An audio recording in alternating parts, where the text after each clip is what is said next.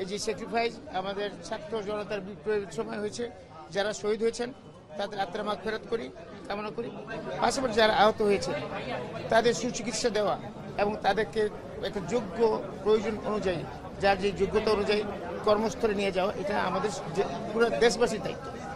আমাদের তো বিএনপির তো দায়িত্ব আছে, দেশবাসীর দায়িত্ব। বর্তমান সরকার কাজ করছেন, আমি জানি না ওরা কতদূর কী করছেন, কিন্তু আমরা আমাদের তাগিদ থেকে এসেছি। আজকে 7.5 বছর জেল খাটার পরে আমি যেখানে আসছি, সেটা তো আমি আসলে সত্যিকার অর্থে কল্পনা করতে পারিনি। আর হয়তো 1 বছর যদি ফ্যাসিস্ট সরকার থাকতো, আমাকে হয়তো ঝুলাই দিত। এটা ধারণা অনেকেই করেন, সেটা আল্লাহ মালিক, আল্লাহ ভালো জানেন। কিন্তু আমি তো একটা মুক্ত অবস্থায় আসছি, সেই জন্য আমি মনে করি আমার একটা দায়িত্ব আছে, আমার দলের দায়িত্ব। আমার দলও আমার সাথে কথা হয়েছে, আমার নেতার সাথে কথা হয়েছে, ওনার আন্তরিকতার কোনো কমতি নাই। আপনারা দেখবেন, একটু ধৈর্য ধরতে হবে আমাদের সকলকে। আশা করি ইনশাল্লাহ তারা এদের জন্য আমাদের যারা ছোট ভাই বোনরা যারা আহত হয়েছেন, সকলের প্রতি আমাদের অনেক দায়িত্ব আছে। ভাই, আপনাকে কাছে পেয়ে ওরা কোনো আক্ষেপ জানালো কিনা? কিছুটা আক্ষেপ জানাইছে, আপনি নিশ্চয়ই শুনছেন, ওরা তো বলেছে আপনাদেরকে আক্ষেপ। কেউ তার আপনি শুনেছেন, আমি বলতে চাচ্ছি না, রিপিট করা উচিত না আমার জন্য। প্লিজ, আপনার কাছে কি আক্ষেপটা জানিয়েছে আপনি যদি একটু আগে বলেন। না, সেটা আমি আপনার কাছ থেকে আপনি শুনছেন, আমার কাছ থেকে শুনেন না, দরকার পড়ে না।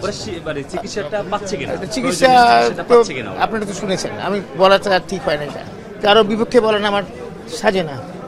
তো আপনারা তো শুনেছেন, আপনি তো সাথে ছিলেন, তো আবার নতুন করে আমার বলাটা উচিত হবে না, আপনারা সব জানেন। এনিওয়ে, আমাদের দায়িত্ব, এখন আমরা পঙ্গু হসপিটালে যাব। এই তাগিদটা হচ্ছে কি, তাদের এই ঈদের একটা আমাদের উৎসব, এই উৎসবে তাদেরকে আমি ঈদের শুভেচ্ছা দেওয়া আর ছোটোখাটোভাবে দেখা করা, এটাই বড় জিনিস, এটার জন্য এসছি। ছোট একটা বিষয় আছে, সেটা হলো আপনি জানেন ইতিমধ্যে আহতদের বিষয়ে একটা গেজেট প্রকাশ হয়েছে মুক্তিযোদ্ধা মন্ত্রণালয় থেকে। সেখানে 12,000কে আপনার গেজেটভুক্ত করা হয়েছে, কিন্তু সাধারণত আমরা যেটা জানি এমআইএস ভুক্ত আপনার আহতের সংখ্যা হলো 38 থেকে 48,000। তারা বাকিরা কি বৈষম্যর শিকার হচ্ছেন কিনা, এবং এদের মধ্যে থেকে অনেকেই আপনার জুলাই ফাউন্ডেশনে যোগাযোগ করে, ওরা ওখানে গেলে ওরা বলে সরকারের সাথে যোগাযোগ করার জন্য, সরকারের কাছে গেলে সরকার বলে জুলাই ফাউন্ডেশনের সাথে যোগাযোগ করার জন্য। মানে এরা মোটামুটি এক ধরনের সালাসালির শিকার হচ্ছে, কিন্তু তারা গেজেটভুক্ত হচ্ছে না। এটাকে আসলে আপনি কিভাবে দেখবেন, এটা নিয়ে কি বলবেন? এরা কি বৈষম্যের শিকার হচ্ছে কিনা? তাদেরও তো অবদান ছিল। সরকারের এদের জন্য আর কি করা উচিত?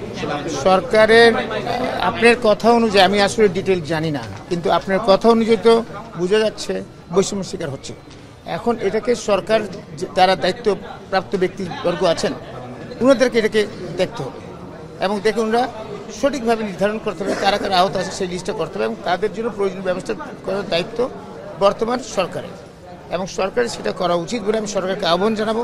আপনারা দ্রুত যে কথা আসছে এখানে, সেই কথাটিকে আপনারা নজর দিবেন, দেখবেন এবং এটার সুব্যবস্থা করবেন, যাতে এই সমস্ত জিনিসের কোনো কথা যাতে না আসে।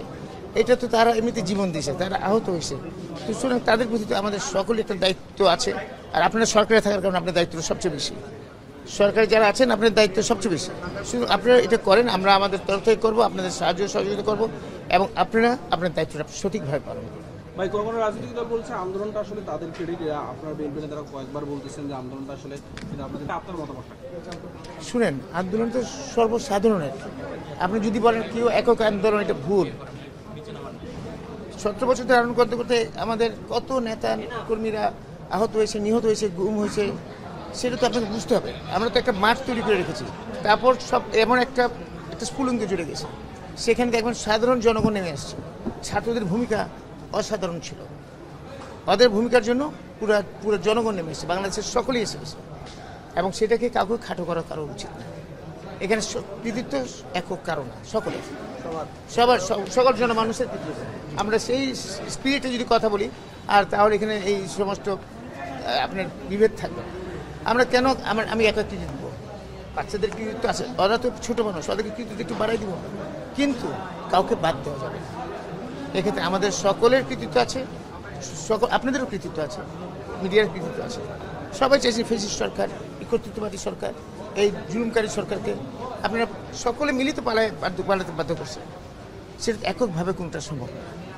তা আমার মনে হয় আমি বুঝাতে পারছি আপনাকে। আল্লাহ। Thank you.